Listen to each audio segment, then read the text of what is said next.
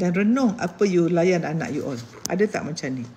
Bila kita dengan anak kita, kalau dia panggil tak jawab, anak rasa tak dilihat. Kalau anak bercakap, kita endah tak dengar, anak rasa tak didengari. Kemudian anak peluk kita tolak dia.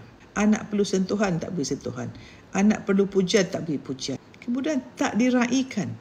Kalau dia balik, mama adik balik, okey, masuk makan.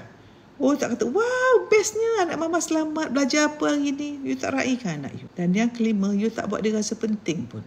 Benda dah berlaku, kita tak boleh ubah. Tapi cara melihat, kita frame kan. So, kalau kita tak dapat 5 perkara ini, maka kita kata, ya Allah, patutlah aku macam ni. Baik, aku dah kena penyakit ni. Aku tak nak anak aku jadi macam. Dan aku nak mula faham kawan-kawan aku yang perangai tak elok tu sebab mereka tak dapat 5 perkara ini. Dan renung apa you layan anak you all. Ada tak macam ni?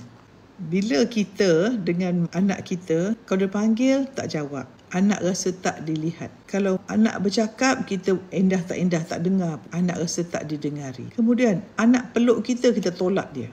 Anak perlu sentuhan, tak beri sentuhan. Anak perlu pujian, tak beri pujian. Kemudian tak diraikan. Kalau dia balik, mama adik balik, okey, masuk makan. Oh, tak kata, wow, bestnya anak mama selamat, belajar apa hari ni. You tak raikan anak you. Dan yang kelima, you tak buat dia rasa penting pun.